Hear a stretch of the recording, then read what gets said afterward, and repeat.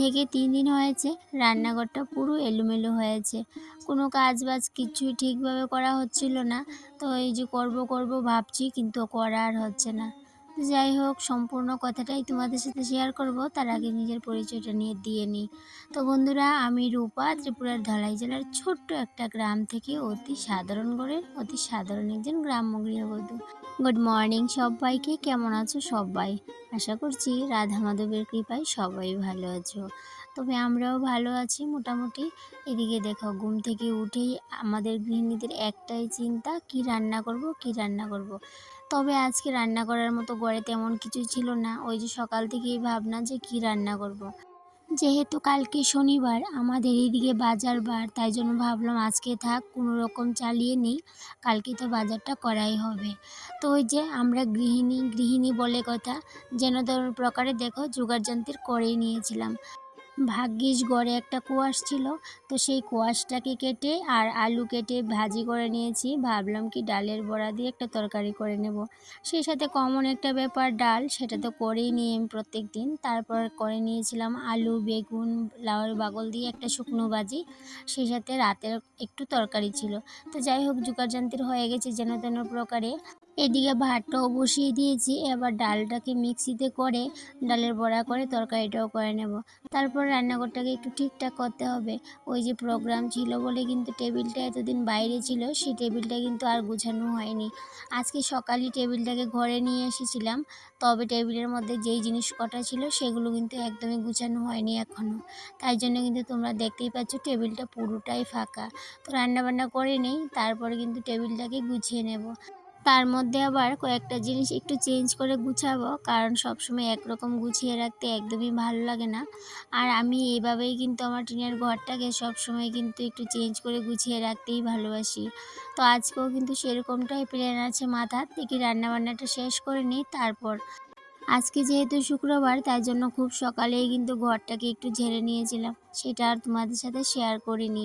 আর এমনিতে তো কালকে শনিবার, ঘরটা ঝাড়তে পারবো না, তার মধ্যে মঙ্গলবার বৃহস্পতিবারও তো আমি ঘর ঝাড়ি না। তো তাই জন্য কিন্তু এই যে শুক্রবার, সোমবার, বুধবার এই 3টা দিনই দেখে ঘরটা ঝাড়া করি। তো এমনিতে তো অমাবস্যা পূর্ণিমা তো ঝাড়াঝাড়ি করি না, কিন্তু আজকে যেহেতু শুক্রবার কোনো ইয়ে নেই, তার জন্য আজকে ঝেড়ে নিয়েছিলাম, সেটা আর তোমাদের সাথে শেয়ার করিনি। যে ঘর ঝাড়লে 2টো দিনও যেতে চায় না, আবার মাকড়ের জাল তৈরি করে নেয়, তো সেগুলো মানে কি বলবো, সেগুলো থেকে যেন কিভাবে রক্ষা পাবো কি বলবো তোমাদের। আর এমনিতেও যেহেতু আমার রান্নাঘরটা টিনের, তাই জন্য কিন্তু মাকড়ের জালগুলো আর একটু বেশি কিন্তু করে নেয়। তো দালান পাকা ঘর হলে হয়তো বা অতটাও করে না, কিন্তু টিনের ঘরে এত মাকড়ের জাল হয়, সেগুলোকে না সময় সময় করে কিন্তু ভেঙে দিতে হয়। তো যাই হোক, এদিকে দেখো আমার ডালটাও পেস্ট করে নিয়েছি আর ডালের বড়াটাও করে নিয়েছি। এখন তরকারিটা করে নিলেই বেশ, পুরো রান্নাবান্না আমার কমপ্লিট। তারপর রান্নাঘরটাকে একটু গুছিয়ে সোজা চলে যাব পুজো দিতে। পুজোটা তো এখনও দেওয়া হয়নি, প্রায় কিন্তু 12টা বেজে আসলো। আর আমার একটু সকাল সকাল করে পুজো না দিতে পারলে একদমই ভাল লাগে না। তবে মাঝে মধ্যেই কিন্তু অনেকটাই দেরি হয়ে যায় পুজো দিতে। তবে আর কি করা, যেহেতু একা হাতে কাজ বাজ সব দিয়ে কিন্তু কুলিয়ে উঠতে পারি না। কখনই ভেবেছিলাম তোমাদের সাথে কথাটা বলবো, দেখো কত কথা নিয়ে বসেছি, সেই কথাটাই বলতে ভুলে গেছিলাম। আজকে না সকালবেলা আমার ইন্ডাকশন কিচ্ছু মোছা হয়নি, এমনিতেই হালকা পাতলা একটু মুছে আমি কোনো রকম রান্নাটা বসিয়ে দিয়েছিলাম। আর এদিকে এতটা নোংরা হয়েছিল ইন্ডাকশনটা, কি বলবো তোমাদের। আর আমি রান্না করতে গেলে এই কৌটাগুলোকে আমি যতই গুছিয়ে রাখি ততই এলোমেলো হয়ে থাকে। তো ভাবলাম আজকে থাক, কোনো কিছুই করব না, আগে আগে রান্নাটা করে নিই, তারপর গুছিয়ে নেব। তারপর আর কি রান্নাবান্না শেষ করে ইন্ডাকশনটাকে একটু ভালো করে ঘষে মেজে পরিষ্কার করে নিয়েছিলাম। একদম তেল চিটচিটে পড়ে কি বলবো, মানে অবস্থাটা খুবই খারাপ হয়ে আছে। তো তারপর আর কি, তারপর এই যে কৌটাগুলো দেখো সমস্তটাই এলোমেলো হয়ে গেছে, তো সেগুলোকে গুছিয়ে নিয়েছিলাম। আর এদিকে আমার এই কাপগুলো দেখো, এখানে ছিল 6টা কাপ। তো গত উৎসবে আমি কিনেছিলাম 6টা কাপ, তো একটা কাপ হাজব্যান্ড ভেঙে দিয়েছে, তো আজকে আমি আরেকটা কাপ নিজেই ভেঙে দিয়েছি, তো এখন হয়ে গেছে 4টে। তো অনেকটাই মনটা খারাপ হচ্ছিল যে অনেক শখ করে 6টা কাপ কিনেছিলাম, 6টার মধ্যে এখন রয়েছে আর 4টে। তো যাই হোক, মন খারাপ করে আর কি করব, মন খারাপ হলে তো আর আসবে না কাপগুলো, তাই না? এদিকে দেখো ফ্রিজটাও কিন্তু আমি সব দিন ডেকে রাখি না, কিন্তু আজকে কিন্তু ঢাকাই ছিল ফ্রিজটা।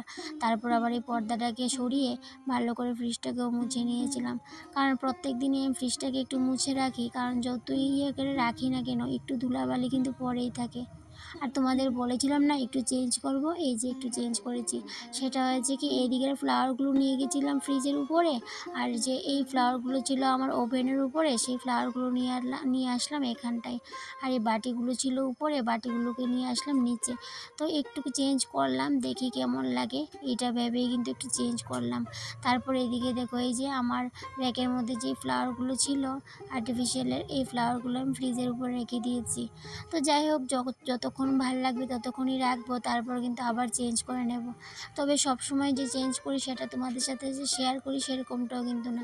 সবসময় আমি তোমাদের সাথে শেয়ার করি না, মাঝে মধ্যে ইচ্ছে করলে যখন যে আমি চেঞ্জ করে নেব, অনেক সময় আমি অফ ক্যামেরার মধ্যেও চেঞ্জ করে নিই। তো যাই হোক, এদিকে দেখো এই যে আমার পুরো টিনের ঘরটা, এই জায়গাটা দেখো পুরো ফাঁকা হয়ে আছে। এই যে 2-1 দিন ধরে টেবিলটা বাইরে ছিল, এতটা অসুবিধা হচ্ছিল, তো টেবিলটাকে ঘরে আনবো আনবো বলে টেবিলটাকে আর ঘরে আনা হচ্ছিল না।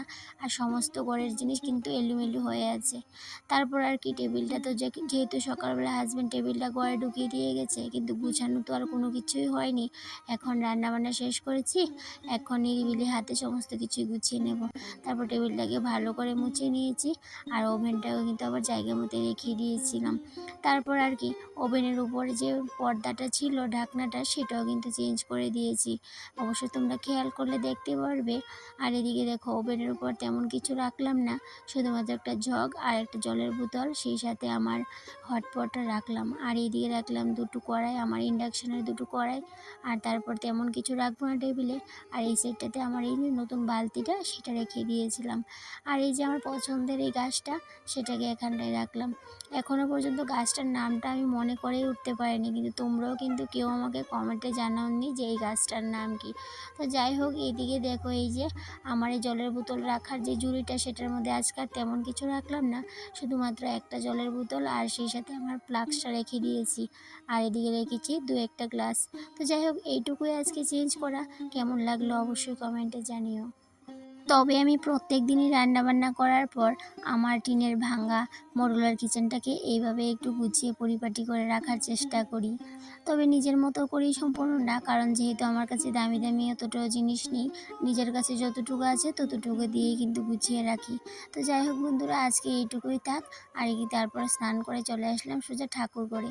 মাঝে মধ্যে ইচ্ছে করে যে বৃন্দা দেবীকে আরতি করার, কিন্তু ওই যে বাইরে যেহেতু বৃন্দা দেবী, তাই জন্য সবসময় আর বাইরে এসে আরতি করাটা হয়ে ওঠে না।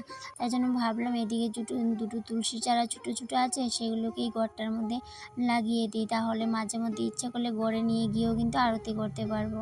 তবে অবশ্য সেটাকে আমি বাইরেই রাখবো, ঘরে তো সবসময় রাখতে পারবো না। ঘরে রাখলে গাছগুলো নষ্টও হয়ে যেতে পারে, তাই জন্য ভাবলাম সবসময়ই সেগুলোকে বাইরেই রাখার চেষ্টা করব। তাহলে বন্ধুরা, আজকের ব্লগটা এই পর্যন্তই রইল। আবারও দেখা হবে তোমাদের সাথে পরবর্তী কোনো একটা ব্লগে। ততক্ষণে তোমরা ভালো থেকো, সুস্থ থেকো, আর এভাবেই আমার পাশে থেকো। টাটা।